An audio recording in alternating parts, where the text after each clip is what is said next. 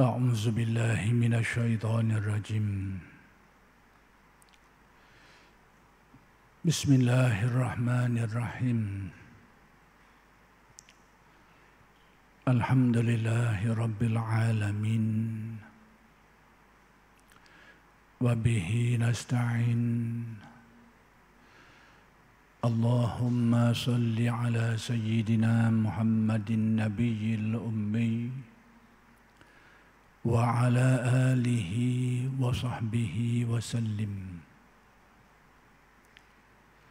رب اشرح لي صدري ويسر لي أمري واحلل عقدة من لساني يفقه قولي ولا حول ولا قوة إلا بالله العلي العظيم إلهي أنت مقصودي ورضاك مطلوبي أعطني محبتك ومعرفتك السلام عليكم ورحمة الله وبركاته الحمد لله والشكر لله wassalatu wassalamu ala rasulillah amma ba'du. Pertama sekali kita bersyukur kehadrat Allah Subhanahu wa taala yang telah melimpahkan dan mengurniakan kepada kita nikmat-nikmatnya yang sangat banyak. Sama ada nikmat yang zahir maupun nikmat yang batin. Mudah-mudahan segala nikmat-nikmat itu sentiasa dikurniakan kepada kita dan dijadikan kita orang-orang yang mensyukuri nikmat. Mudah-mudahan dengan berkat syukur Allah Subhanahu wa taala bukan saja mengekalkan nikmat yang sedia ada, tetapi menambahkan lagi nikmat-nikmat yang lain kepada kita semua. Dan insya-Allah pada malam ini kuliah Masjid Abidin akan meneruskan lagi huraian kalam hikmat Syekh Ahmad Ibn Athaillah Al-Iskandari radhiyallahu anhu. Kalam hikmat yang ingin disambung huraiannya ialah kalam hikmat yang ke-24, di mana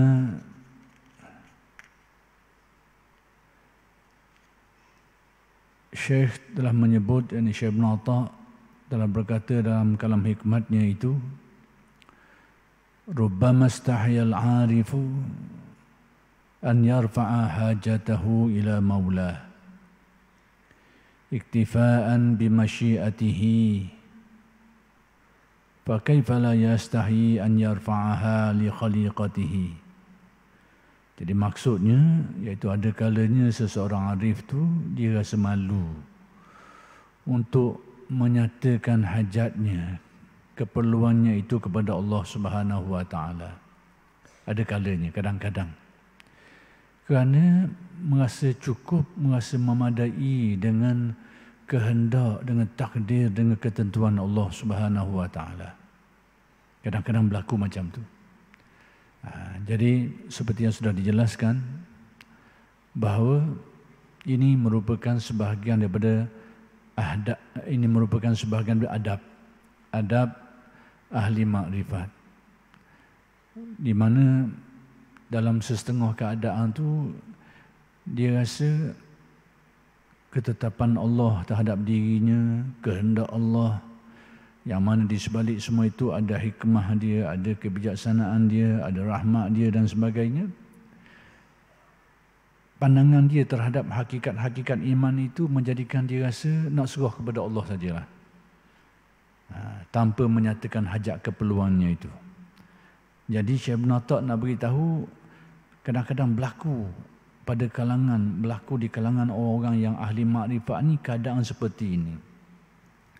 Dan sekiranya berlaku kepada seseorang itu, jangan kita kata dia salah lah. Jangan kita menilai bahawa apa yang berlaku padanya itu bercanggah dengan hadis lah. Terutamanya kita baca sedua hadis. Man la yas'alillah yaghdab alaihi. Sesiapa yang tidak minta kepada Allah, dia akan murka kepadanya. Jadi mungkin kita baca sedua hadis ni, lalu kita buat kesimpulan bahawa apa yang berlaku pada ahli tasawuf tadi tu dan disebut dalam kitab hikam ni sebagai bercanggah dengan syarak. Kita kena luaskan pandangan. Ayat Al-Quran bukan satu, hadis Nabi pun bukan satu. Kena tengok belaka. Jadi kena tengok juga dalil-dalil yang lain. Apakah tindakan itu ada sandaran syaraknya atau tidak? Maka sudah dijelaskan pada kuliah yang lalu bahawa apa-apa yang membabitkan orang arif ni, tindakan dia ni, yakni tidak berdoa kepada Allah kerana merasa cukup, merasa tenang, merasa pasrah hatinya, memandang kepada takdir Allah atas dirinya, kehendak Allah atas apa yang berlaku pada dirinya itu. Dia merasa cukup dengan demikian itu. Lalu mengambil sikap untuk tidak berdoa, lalu berserah pula kepada Allah. Bahawa tindakan itu tidak bercanggah dengan hadis yang disebutkan, yang saya sebutkan tadi itu. Bahkan ada dalil lain lagi yang menguatkannya. Ada dalil lain lagi seperti yang sudah dijelaskan.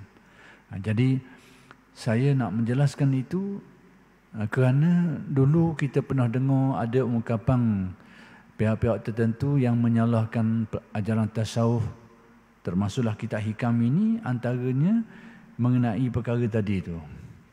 Kerana dikatakan bahawa kitab ini dikira sebagai menyeleweng lah. Antaranya kerana ajarannya itu mengajarkan kita untuk tidak berdoa kepada Allah. Bukan itu yang diajarkan. Bukan itu. Tasawuf tidak pernah mengajar kita supaya jangan berdoa. Apatah lagi kita hikam ini.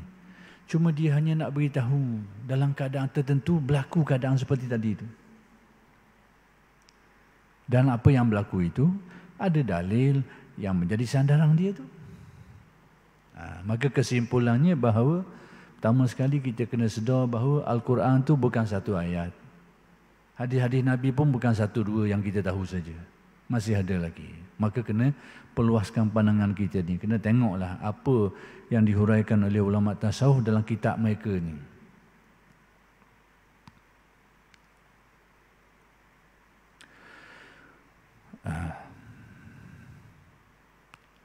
Baik, dinyatakan di sini bahawa Nabi Ibrahim alaihissalam ketika akan dilempar ke dalam api seperti yang sudah saya jelaskan dalam mengemukakan dalil atau sandaran kepada keadaan yang disebut oleh ulama tasawuf ni.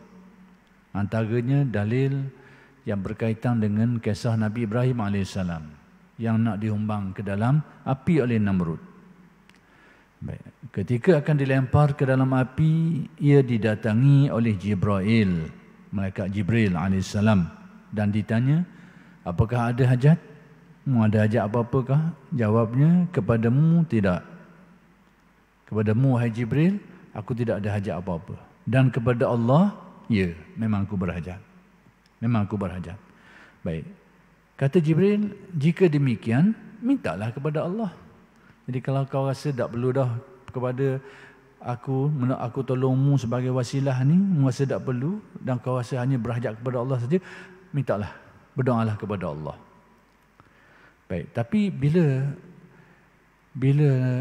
Jibril berkata demikian, dijawab lagi oleh Nabi Ibrahim. Jawab Ibrahim, hasbi min su'ali ilmuhu bihali. Inilah keadaan yang dialami oleh ahli makrifat yang sedang disebut, yang dibicarakan dalam kalam hikmat ni. Iaitu cukuplah bagiku ia mengetahui halku. Maksudnya kata Nabi Allah Ibrahim, bila malaikat Jibril ni suruh dia, mintalah kepada Allah. Aku nak bagi tolong, rasa tak perlu dah. Sebagai wasilah dan tak salah pun. Kalau Jibril mari nak beri pertolongan, kita pun sambut, tidak salah. Tidak syirik. Sebab masalah pertolongan ni tengok apa kefahaman kita. Hari ni pun timbul masalah lain pula lagi ni. Kita minta tolong dengan orang lain tu dari segi syarak tidak salah. Tidak salah kita minta tolong. Sama ada orang yang kita minta tolong tu duduk depan kita atau duduk jauh daripada kita. Asalkan kita faham. Yang penting apa kefahaman kita, apa keyakinan kita. Sekiranya kita lakukan itu atas kefahaman. Atas kefahaman dan keyakinan bahawa yang kita minta tolong tu adalah wasilah saja. Yang diharuskan oleh syarak. Sebab saja. Dan meyakini dan kita ada keyakinan tentang hakikat tauhid bahawa tidak ada yang dapat menolong pada hakikatnya melainkan Allah saja. Dan kita tahu makhluk ni sebagai sebab yang kita ni diberi keharusan untuk minta tolong atas dasar wasilah dan sebab tu. Jadi kalau kita ada kefahaman yang jelas macam ni, yang seperti ini, maka tidak menjadi kesalahan kita minta tolong dengan orang. Sama ada orang tu duduk depan kita ke atau duduk jauh daripada kita. Mari tolong aku aku nak ubah ni. Ataupun marilah tolong ni, aku dah orok sangat dah ni. Sama ada kita sakit, minta doktor mari tolong aku ni, aku sakit ni, tolong ubat aku. Ataupun kita lapar ni, tolong beri makanan ke aku tak ada makanan ni. Kepada orang yang depan kita ataupun yang jauh. Tak ada masalah. Ada setengah orang kita yang mari yang kalang pula, hak depan kita boleh, hak jauh tak boleh, sebab dah nampak depan mata itu. Itu pula dah. Jauh dekat ni tak ada masalah. Kita minta depan, orang depan kita, orang jauh. Kalau orang jauh daripada kita, zaman dulu mungkin nampak pelik sikit lah. Zaman lain ni tak pelik dah. Ni pakai telefon ni. Rumah, telefon rumah itu tu. Tak nampak depan kita, mari tolong aku sekali. Aku ni tengah kelaparan, tak ada makanan, mari hantar makanan kat aku. Tak ada depan mata kita. Tapi pakai alat lah ni. Zaman dulu, pattern lain pula. Kalau kita kata, minta tolong dengan makhluk atas dasar wasilah kepada orang yang tak nampak depan mata sebagai syirik, tanpa kita sedar, kita telah tuduh Nabi pun ajar ajaran syirik. Sebab benda ini ada dalam hadis Nabi. Nabi ada mengajarkan. Dalam riwayat hadis Nabi ada sebut, sekiranya kamu berada pada falah, ni padang luah. Tempat lapang, tak ada orang. Dan kamu sedang kamu ada hajat yang penting. Engkau berada pada suatu tempat yang luar, tempat tak ada orang lah, padang, falah. Dan kamu ada hajat, maka hendaklah kamu menyeru. Nabi suruh, serulah, panggillah. A'inu ibadallah. Tolonglah wahai hamba-hamba Allah. Tak nampak orang. Tapi Nabi suruh kata macam tu. Sebab itu Al-Imam Nawawi rahmatullah alaih dalam syarah hadisnya dia sebut pernah berlaku melibatkan alim ulama tertentu mengalami keadaan yang sama. Dia buat apa yang Nabi suruh tu dan datang pertolongan Allah. Hak penting apa kefahaman kita? Apa keyakinan kita? Kalau kita minta tolong dengan orang depan mata kita, kefahaman kita salah, keyakinan kita salah, itu pun syirik. Jadi minta tolong ni, tak tunggu depan belakang, tengok apa kefahaman kita. Apa keyakinan kita. Kita minta tolong dengan orang. Atas keyakinan, memang dia boleh beri pertolongan dengan sendirinya. Mutlak. Dia boleh beri pertolongan. Kita pun syirik. Sekalipun depan, kita minta tolong dengan orang depan mata kita. Jadi saya melencong sikit lagi sikit tajuk tu sebab hari ni orang kita ni berhidah lalu bab syirik mensyirikkan orang ni. Syirik mensyirikkan orang ni jadi mainan mulut dah hari ni. Macam-macam perkara lah, macam-macam isu lah, mudah-mudah berlalu. Mensyirikkan orang, mengkafirkan orang, ini dah jadi mainan mulut kita hari ni. Ini mainan bahaya. Jangan main dengan benda gini ni. Yang belepak atas muka semula. Ini lagi mudah-mudah lalu. Jadi kalau kita kata itu minta tolong dengan orang tak depan mata itu syirik, tanpa kita sedar, kita sendiri tanpa sedar kita tuduh Nabi mengajar ajaran syirik. A'inu ibadallah. Tolonglah wahai hamba Allah, tak ada depan mata. Jadi kita kena fahamlah kedudukan tu. Jadi sekarang nak beritahu bahawa saya nak kait dengan kisah ni, melencong sikit tak apalah. Tu babah saya sekala. Balik kepada landasan asal balik. Apa perkaranya? Iaitu tidak menjadi kesalahan kita minta tolong dengan makhluk. Diperbolehkan. Asalkan kita ada kefahaman yang jelas dan keyakinan yang betul. Tak ada masalah. Cuma dalam kisah ni, bila Jibril mari nak beri pertolongan, Nabi Ibrahim tambah. Bukan berarti tidak boleh, dia tambah. Atas dia. Nak tambah cerita lain, boleh tak boleh cerita lain. Bukan kerana Nabi Allah Ibrahim ni tolak pelawaan Jibril ni atas dasar benda tu syirik, tidak. Dia tambah. Tapi boleh. Marilah tolong aku, tak apa. Aku nak pertolonganmu ni, nak mati dah aku ni. Tak apa. Dari segi tidak salah.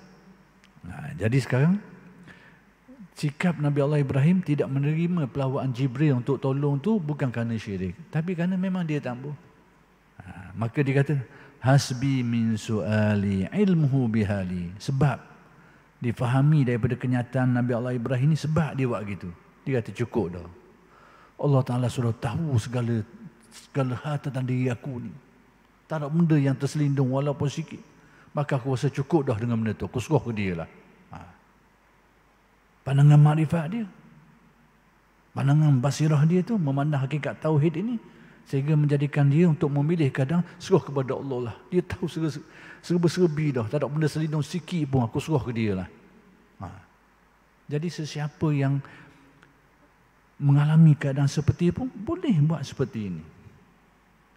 Sebab itu ini adalah hal-hal yang terjadi pada kelompok ahli ma'rifat. Jadi kita ni mungkin tidak mengalamilah perasaan mereka ni, tapi faham tak apalah, untuk faham je dulu. Kita tidak menyelami keadaan mereka ni, itu cerita lain. Tapi kita faham supaya apa? Jangan kita tuduh mudah-mudah orang yang buat gini ni. Lebih-lebih lagi kita baca kitab ikan, ni ajaran sesat ni, ada dalam kitab ikan. Tu na'udzubillah. Itu tujuannya.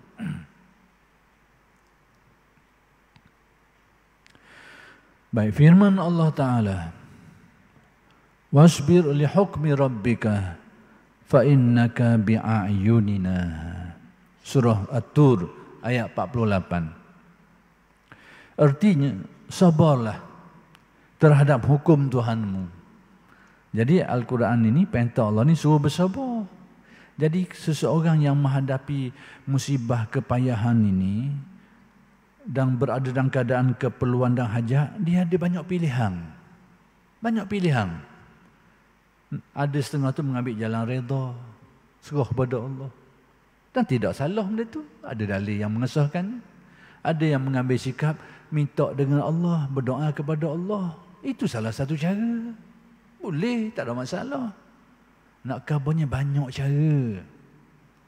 Bagaimana kita selesaikan masalah kita ni, banyak cara. Kita nak pergi jumpa orang-orang soleh, nak minta dia tolong doa kepada kita pun boleh. Ada dalil dia pula. Banyak cara. Jadi berdoa kepada Allah itu, itulah salah satunya dan itulah yang utamanya. Memang yang utamanya. Salah satunya. Kita pun kena tengok juga. Antara doa-doa yang mustajab ni, doa-doa yang mustajab ni, orang tolong doa kita. Orang tolong doa kita. Dalam keadaan kita tak tahu je doa kita. Itu orang panggil doa bizahril ghaib.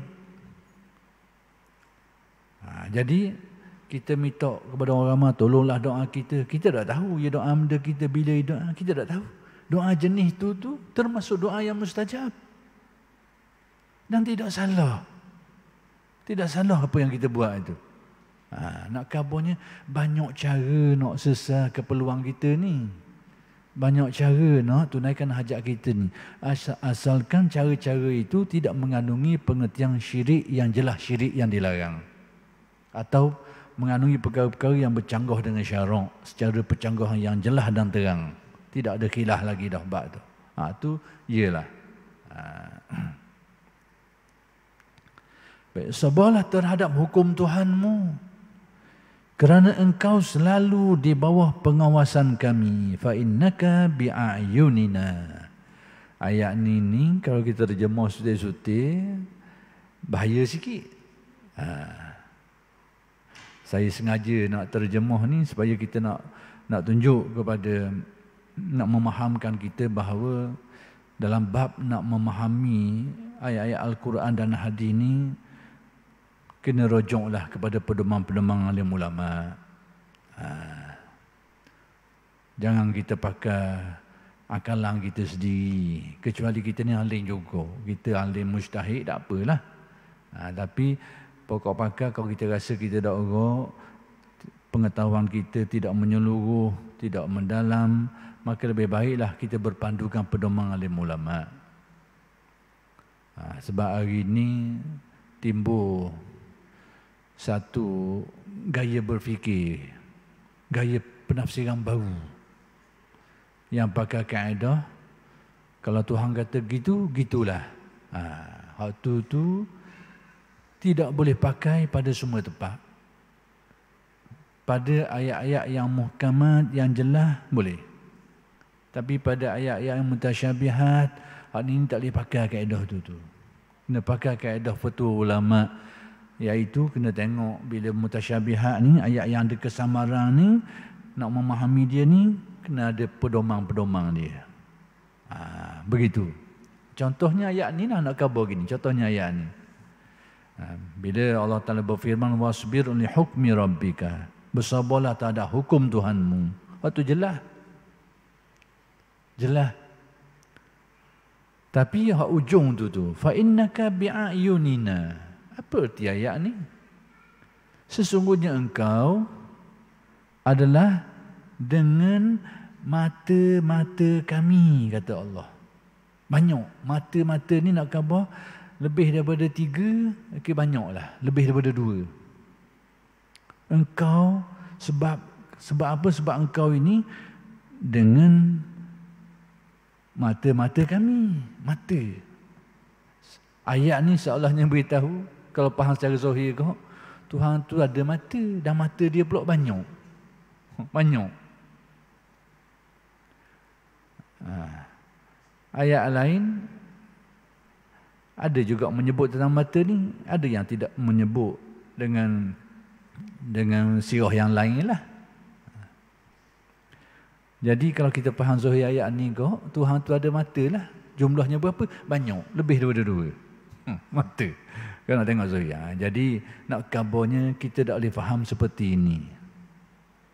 Maka ulama dalam tafsiran mereka itu, mereka sebut benda ni memahamkan kita dalam memahami ayat ni, mereka terjemah ataupun mereka jelaskan dengan mana kerana engkau, wahai Muhammad, selalu di bawah pengawasan, penjagaan kami, yakni penjagaan Allah Subhanahu wa taala. Itu tafsiran atau takwilan alim ulama kita, supaya kita tidak faham secara kefahaman yang membawa keyakinan Tuhan tu ada mata macam makhluk dan mata pula banyak. Jangan macam tu. Tapi kalau kita pakai kaedah Tuhan kata gitu, kena pegang gitu lah. Ni kena terima hak ni bahawa Tuhan tu ada mata dan banyak mata dia tu. Lebih daripada ruti.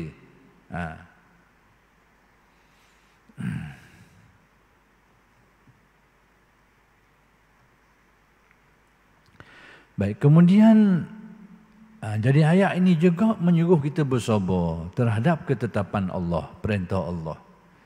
Jadi ada ayat memerintahkan kita berdoa kalau nak tunaikan hajat. Ayat ni suruh bersabar, ada ayat lain suruh bertawakal. Jadi banyak pedoman dia, banyak kaedah aturan dia ataupun pedoman yang ditunjukkan kalau kita nak selesaikan masalah dan hajat keperluan kita. Baik, kemudian ada suatu kalimah hikmah. Ada perkataan hikmat. Kul min kaddi yaminika wa 'iraki jabinika fa in dha'ufat yakinuka fas'alil maula yu'inuka.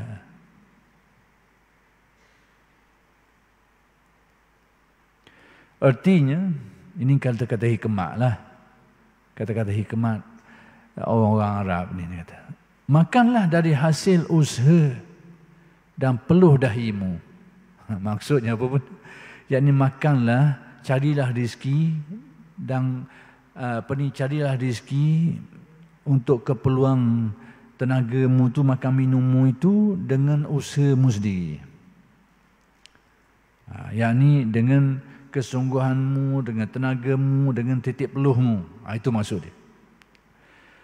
Maka apabila lemah keyakinanmu, mintalah kepada Tuhan. Tapi bila keyakinan kita lemah, tak tahu ada ke tak, boleh ke tak ni usaha ni, dan apa yalang, keyakinan kita terhadap jaminan Allah memberi rezeki itu mungkin tak kuat, bukan tak yakin, tak urut keyakinan tu. Mintalah kepada Allah, berdoalah kepada Allah. Nescaya ia membantu kepadamu. Nanti Allah Ta'ala akan tolong kau. Jadi, pertama sekali ini kata-kata hikmat lah, bukan hadis Nabi, apatah lagi Al-Quran. Disuruh kita ni supaya menyelesaikan masalah. Dalam kes ni mencari rezeki dengan usaha sendiri, dengan titik peluh sendiri. Tapi bila kita sudah lemah keyakinan kita dan usaha kita tu tak nampak jalan, mintalah kepada Allah. Doalah. Nak kabarnya bahawa kita berusaha dengan kesungguhan kita, itu tidak jadi masalah. Sebahagian daripada cara untuk memenuhi hajat keperluan kita. Boleh.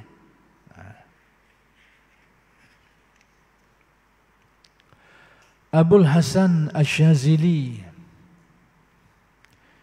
ketika ditanya tentang ilmu kimia lah, bahasa kimia. Bahasa kita kat ilmu kimia lah. Baik, bila orang tanya dia tentang ilmu ni, apa jawapan dia? Jawabnya, jawab Abu Hasan Asy-Syadzili, keluarkan semua makhluk dari dalam hatimu. Buang makhluk dari dalam hatimu, dari kalbumu, sehingga hati kita ini hanya dari segi keyakinannya, ingatannya, harapannya, pertatannya hanya kepada Allah. Itu maksudnya, keluarkan. Supaya harapan kita, keyakinan kita, kecenderungan kita, pautan hati kita kepada Allah semata-mata. Itu maksud keluarkan makhluk. Dan putuskan harapanmu untuk mendapat sesuatu selain yang telah ditentukan oleh Tuhan untuk engkau. Yang ini putuskan segala harapan kita terhadap sesuatu, kecuali hanya kepada, supaya harapan kita ni hanya tersangkut kepada apa-apa yang ditakdirkan Allah untuk diri kita. Biar hati kita paut situ je. Apa yang Allah takdirkan aku, itulah bahagian aku. Jadi nak kabarnya, bila orang tanya Abul Hasan Asy-Syadzili tentang ilmu kimia ni, ilmu kimia, tapi yang dijawab oleh Abu Hasan Asy-Syadzili ni kimia rohani. Kimia ni kaedah kita nak mengolah bahan ni supaya dapat dimanfaatkan benda tu. Zaman dulu orang anggap ilmu kimia ni sebagai semacam ilmu sihir, sebab dapat buat benda-benda yang pelik. Sebenarnya dia tahu ramuan tu. Jadi pelik, kejadian tu pelik, aneh. Jadi orang tanya dia tentang ilmu kimia ni apa benda. Dia kata jangan main ilmu tu lah, main ilmu ni. Ilmu apa benda? Maksudnya kalau mu nak hal-hal yang berlaku, keanehan-keanehan disebabkan kerana memahami tentang fenomena alam ni dan dapat memanfaatkannya, kalau mu nak tengok hal-hal yang aneh dengan cara tu mu tak payah main bawah tu. Main ilmu ni. Cara macam mana? Iaitu kau kosongkan dirimu daripada yang lain dari Allah. Buang dari kalbumu keyakinan, harapan, pautan hati, ingatan, kecenderungan hati dan sebagainya. Buang sehingga hatimu hanya berpaut kepada Allah. Penuh keyakinannya kepada Allah. Kemudian jangan kau pandang kepada Tuhan ini kecuali engkau hanya mengharapkan apa-apa yang ditakdirkan Allah terhadap dirimu. Itulah sebenarnya hakikat kimia. Ilmu kimia sebenar, yang kimia rohani lah, menurut Abul Hasan Asy-Syadzili. Jadi demikianlah Kalam Hikmat Syekh Ibn Atta yang ke-204, yang kesimpulannya Kalam Hikmat 204 ni nak beritahu kepada kita tentang, pertama sekali tentang keadaan-keadaan yang dialami oleh golongan arif ni, ahli makrifat, yakni orang yang mendalam penghayatan tasawufnya itu. Bahawa berlaku pada mereka itu satu kadang-kadang yang mungkin tak berlaku pada kita lah. Antaranya tadi, mereka bila ada hajat, ada keperluan, ada waktunya, mereka selesai dengan cara mendiamkan diri, bersuah kepada Allah. Yang mana roliknya kita ni tak gitu. Roliknya kita ni kalau ada hajat, ada keperluan, kita akan berdoa. Kita akan berusaha, minta tolong orang, berdoa lagi. Dan itu tidak salah. Jadi itu tidak salah. Cuma Syekh Ibn Atta nak beritahu berlaku keadaan seperti itu. Dan apa yang berlaku pada golongan ahli makrifat tu, tindakan mereka itu tidak salah dari segi syarak.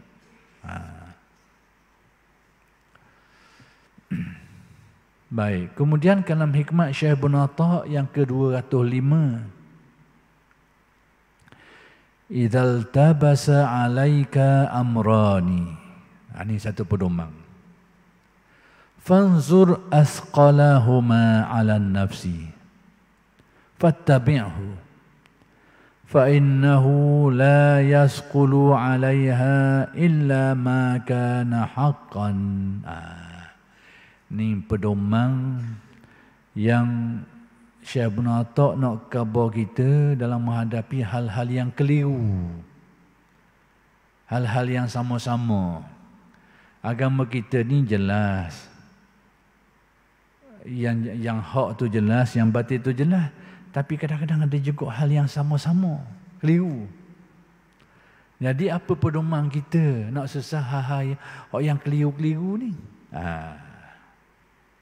Al-halalu bayyinun wal haramu bayyinun. Halal tu terang, jelas. Yang haram pun jelas dan terang. Wa bainahuma umurun mushtabihat. Tengah-tengah dia tu, celah-celah dia tu ada yang ragu-ragu, yang keliru-keliru. Banyaklah persoalan yang keliru ni. Jadi sekarang, apa pedoman kita? Salah satu pedoman yang diajarkan oleh tasawuf untuk menghadapi hal-hal yang agak keliru ni. Tengok dalil ni, tak jelas molek ni, yedak ni guna ni. Baik. Kata Syekh Ibn Atta, jika kabur bagimu dua hal, dua keadaan, molek ke tak molek, nak ke tambuh, ya ke tak ni, patut ke tak patut ni, semabur, jadi semabur, macam mana? Maka perhatikan, yakni lihatlah mana yang lebih berat terhadap nafsumu. Dia tengok. Mana nafsumu berasa berat sikit antara dua perkara itu. Maka ikutilah, ikut hak berat tu. Hak berat pada nafsu kemahuan kita tu, hak berat tu, ikut tu. Sebab apa? Tidak akan terasa berat terhadap hawa nafsu kecuali yang hak. Sebab nafsu kita ni dia akan rasa berat bila benda walibnya, benda tu benda yang baik, benda yang benar, benda yang hak. Jadi Syekh Ibn Atta khabar kita salah satu pedoman dalam benda-benda yang keliru ni nak buat guana ni, je tak tengok hak mana hak kita rasa berat pada nafsu kita. Mudah-mudahan itulah yang baik, yang sesuai. Sebab pedoman yang dipakai nafsu kita ni dengan kebenaran ni memang ia berat sikit. Sebab kaedah umum nafsu kita ini, innan nafsa la'ammaratun bisu. Nafsu kita ni memang cenderung kepada keburukan. Hak asal dia tu. Jadi bila kita timbul kekeliruan, kesamaran ini, kita tahulah hak dia nak tu, hak rengang ke dia tu, dak apa comel lah tu. Maka pedoman yang diajarkan, pilih hak kita rasa berat sikit, payah sikit. Itulah yang dilihat. Sebab atas pedoman nafsu ni memang akan terasa berat dengan perkara yang hak, yang benar tu. Ini salah satu pedoman. Tapi kita kena tengok jugalah Nafsu kita ni kalau dia kotor doa lalu jadi balik abu. Balik abu. Na'udzubillah. Sebab tu syarak menganjurkan kita supaya berusaha untuk menyucikan batin kalbu kita ni daripada pengaruh-pengaruh yang buruk, nafsu-nafsu yang buruk, hal-hal yang buruk. Sebab kalau kita lock jiwa kita dipenuhi dengan sifat-sifat yang mazmumah, yang buruk, khawatir lintasan yang buruk, akhir sekali neraca nimbang kalbu kita tu jadi rosak. Hak molek jadi nampak dok molek. Hak dok molek jadi molek dak setarang. Bahaya ni. Dan jadi gini memang bahaya. Hitam nampak putih, putih nampak hitam. Penyakit ni. Ada hadis Nabi yang Nabi sebut akan dibentangkan fitnahnya atas kalbu manusia ni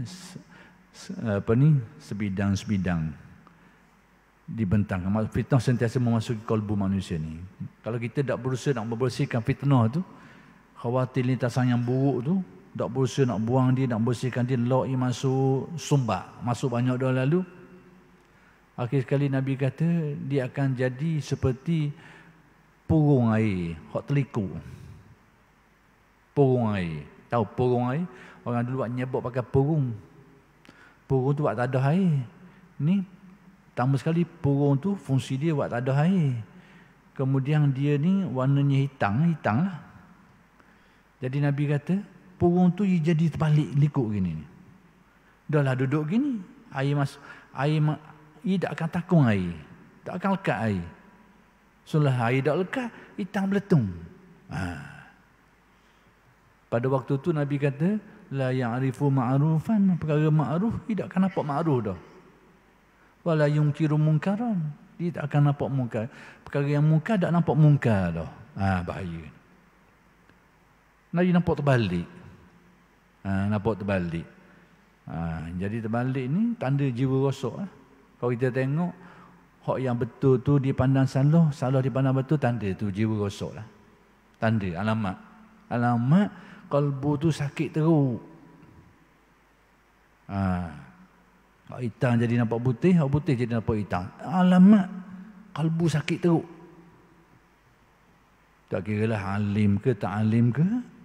Kalau ada tanda tu, hak hitam nampak putih, putih nampak hitam, alamat bahawa sakit teruk kalbunya. Na'udzubillah min zalik. Sebab tu syarak menganjurkan kita supaya tazkiyatun nafsi, berusaha untuk membuang sifat-sifat buruk dalam kalbu kita ni dengan jalan-jalan yang diajar oleh di dalam agama kita, terutamanya musi ilmu tasawuf tu. Tapi hari ni ilmu tasawuf ni lah dipandang orang sebagai ilmu sesat. Nak kata mana? Ilmu sesat lah, ilmu bukan zaman learning lah, ilmu tak perlu dah learning lah, macam-macam lah. Itu sebab-sebab belaka lah tu. Sebab-sebab nak jadi kadang-kadang pelik tadi tu. Berbahaya.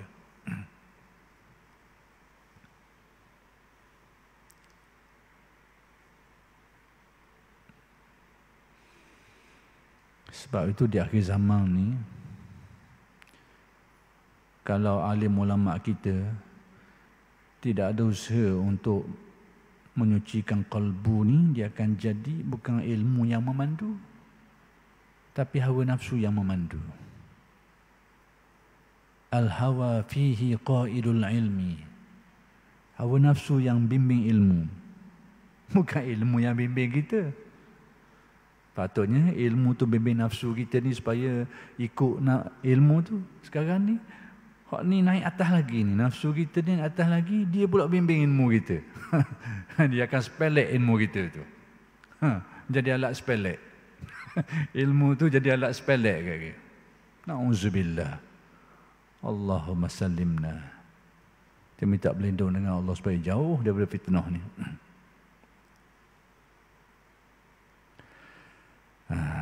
Baik. Jika kabur dan sukar bagimu untuk membezakan apakah amal itu baik atau buruk, diredai oleh Allah atau dimurka oleh Allah. Dalam kisah hak sama-sama ni. Hak jelas terang, merampok mencuri, jelaslah tu. Tapi kalau merampok mencuri, nampak molek juga, oh ni memang terbalik ikut teruslah. Oh. Solat, puasa dan ibadah yang lain, memang jelaslah baik tu. Tapi kalau nampak benda ni uduh juga, memang berat dak lalu tu. Nimbang rosak dak lalu. Meta pening, meta mabuk dah. Tak ada angka dah meta tu. Jadi gitu. Sekarang mungkin orang nampak baik tu baik, buruk tu buruk. Tapi orang nak buat jahat tu ada, tu cerita lain. Tapi hak buruk ia nampak buruk, hak baik ia nampak baik. Cuma dia sepelek dan kelainan, itu cerita lain. Hak ni jadi hak buruk nampak baik, hak baik nampak buruk. Masya Allah. Ni punah. Alamat punah, alamat nimbang rosak teruk. Patutnya kena teruk dah nimbang tu. Dia bakar dah. Jadi oleh kerana sudah masuknya waktu Isyak, kita berhenti setakat ini dulu dan insya-Allah akan bersambung kuliah pada minggu-minggu yang akan datang. Aqulu qauli hadza wa astaghfirullahal azim li wa lakum. Assalamualaikum warahmatullahi wabarakatuh.